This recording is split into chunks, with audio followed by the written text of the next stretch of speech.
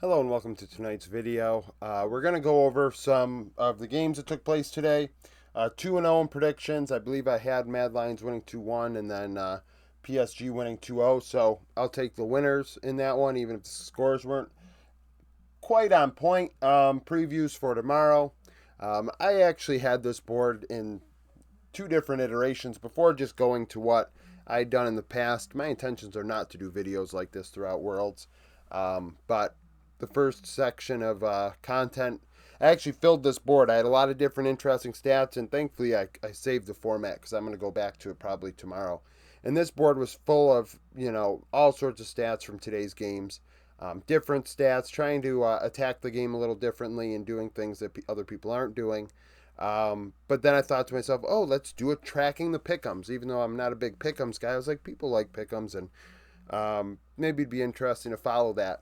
Of course, I erased the board prior to doing the research that was probably required to, make sure no one else was doing that. And other people are doing it, especially on Reddit. And I'm not going to copy their content and then do something else with it. So we're just going to kind of recap what happened, preview tomorrow's games, what we've done the last couple of years. Comment down below if you want this sort of content, because historically that does not pan out. So if I have to do random videos throughout Worlds, about Worlds, I'll do that as well. Just kind of what I'm feeling, and it's not really this, but we got to get something up. So, Mad Lions, Koi, Vikings. Mirwin was my MVP based on my impact score, which is nothing like what you see the farm animals do. I've been doing impact scores for many months now prior to the farm animals doing it. So, as far as I'm concerned, it's not really copying them, but Mirwin was the highest impact player. The Kesante certainly gaining a lot of stats in the damage department. Damage taken, damage self-mitigated, things like that. Picking off Shogun in key team fights, it was a big deal, especially the Ezreal, as in like picking off the Ezreal, of course. I thought Supa played excellent on the Jinx, giving Mad pretty much the same draft back-to-back games. Not a great look by the Vietnamese squad. Not a great look that Shogun's not getting the majority of the gold. I think Katie actually ended up with more gold than Shogun once again in this series, and I said that yesterday in my play-in preview that we cannot be giving Katie all this gold because Shogun's your best player. Understandably, that the early game did start going the way of Mad Lions, but you need to kind of feed Shogun and hope for the best. Picking top lane and allowing Nanu to kind of play into a real matchup in the Mirwin instead of more of a weak side look was not great. Camille and Renekton. Renekton being a tough pick for a lot of players. And then Camille is very finesse and split push oriented, and not something that I really would have wanted you to pick into Mirwin. Mirwin is no slouch. That is the advantage, as well as Elyoya into Guri. And Guri in game 2 on the J4 into this face-off in the early game, and that just kind of snowballed from there. Putting Elyoya on a carry in both games in Italy really sets them up for success. The top set of the Rift won. Mad Lions played this matchup in my opinion, but Supa played his team fights well in the mid to late game and got fed in the early game as well, due to, in my opinion, Mirwin and Elyoya's success. So Supa 22-16, 35% of damage. Elyoya 14-3, 24. Shogun 4-9-5, 30% of damage in the loss. It is what it is. Would love to see Shogun on something with a little more oomph to it. I mean, Jin looked okay for Betty. I'm just not a big Jin enjoyer, so that is what it is. Maybe by the end of the tournament I will be. PSG Pain Gaming, surprisingly, Pain take game 1. Cheeton on the Lucian as they go Lucian Nami bot lane, being very efficient. We haven't seen a Lucian Nami in quite some time. Junjia was my MVP, though, very strong in the facilitator tankier mindset, soaking up damage. I think light and damage taken percentage, which was a stat that I had on the board originally. I think he had like 45% of his team's damage taken. Very high in self-mitigated damage as well. Just tanking hard for the team and doing his job. Even if I believe the top side of the Rift, Ozzy actually ended up behind Weiser across these 3 games. which is something Pain Gaming and I honestly I'm going to take note of and see if Weiser can keep it up throughout this Worlds, because it is his first opportunity at an international event, and Aji's no slouch.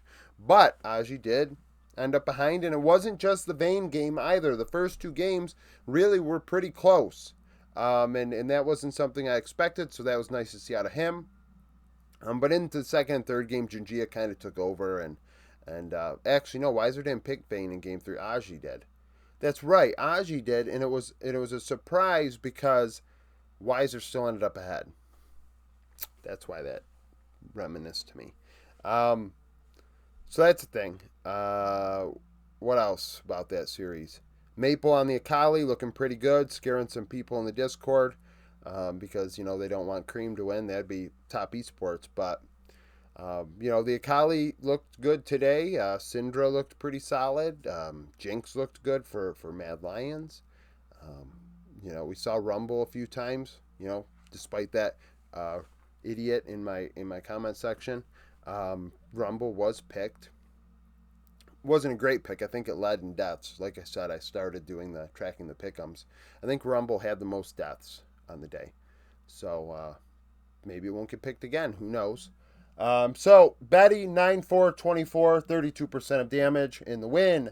Maple 14-39. Cheaton 10-4-15, 36% of damage in the loss. And Keto on Yone. That's some tough picks there. Game one they win, but game two, game one he's the only deaths on the team, and then in game two it was rough, and in game three they put him on Syndra, but Maple's on a roll. I'm surprised Pain took a game that's good for them. I said it about Team Liquid, though, and others in the past. Let's not hang our hats on one game played, beating a team that we think is in a superior region. Let's build off of this and take it to the next series. That I did say that this play-ins, I think, is pretty competitive, except for PSG. So for them to lose is interesting, but Pain should be competitive. Preview for tomorrow: GAM Esports, SoftBank Hawks Gaming. These teams have never played against each other, and they have never had players cross paths. I looked at Kiea and Evie. They've never played against each other. And then you have the rest of SoftBank Hawks have never been to an international event except Vista. And Elio, I don't think, was even in pro play when Vista went to Worlds with HLE in 2021. So that is what it is. Historically, Vietnam are better than the PCS in play-ins. I believe I found that they are 5-3 maybe against them. I do know, think about last year. Team Wales did beat CFO in a best of three, and at the time it was Vietnamese 2 versus PCS 2. So for VCS 1 to be against PCS 2, theoretically you'd like to think that GAM have the edge. And Levi into Forest. This is a moment he's ready for. Marble into Emo should be Dasher. Should be Dasher favored. We saw yesterday in the play-ins preview, Dasher makes things happen for SBH. Highest KP, resources, as well as damage. Emo's just going to kind of have to do his thing and not die, which we did see in his stats leading into this event. 100 Thieves, Rainbow 7, never played against each other either. I don't believe, looking at play-ins, that North America has ever really lost to Latin America, at least in the play-in stage. I could be wrong, but just looking briefly, I think they've only played each other in one best of three, and North America won it 3-0. No, sorry, best of five, and they won 3-0. Could be wrong, but we're going off of that for now. And so I have a matchup on here, though, because River and Adi that's played each other at MSI last year. I didn't look at MSI stats, by the way, when I'm looking at how these regions fare, just Worlds play-ins, but they did play. We're grasping at straws to fill out the board. Golden Guardians would beat Rainbow 7 in that one 2-0. River 6-3-16, 12% of damage, had about a 900 gold lead on average between the two games. 5 CS, 300 and what did I have? 339 XP, so an edge for River, not a shock. Adi 275, 17% of damage in the loss. Quid, I think, should take this one over, but Summit into Sniper is, in my opinion, going to be an issue. Sniper was saying, I guess, in the scrims, this, that, and the third. I don't really give a shit about scrims. I don't give a shit about solo queue or champions queue. I mean, we're all just hungry for content, so they watch it, and, people want to make big assumptions off of it. I will not, so we'll see what happens on the stage, and it is a big moment for Summit, a very young player, a player that's had to take, and not to dismiss, it's fine to take mental health breaks and things like that, but he has in the past. So we'll see, is this moment, can he handle this moment? We'll find out. He's very young, and it's possible that he might struggle and down the road be one of the best to ever be in North America. I'm not saying that that's not possible, but it is a big moment for a young man like himself. You have Quid, first time in this event. Now Keen as well, but Keen's been around the block a while. So I mean, Quid, I'd like to think, can handle Keen. River and Adi will be close. I think Adi is better than people give him credit for, but River should have the edge. Bot lane duo. Tomo Isla should be better than CEO in Lions. But I mean, I think that could go either way. We saw how Rainbow Seven's damage profile is heavily favored to the top side. We're 100 Thieves, it's the bot side.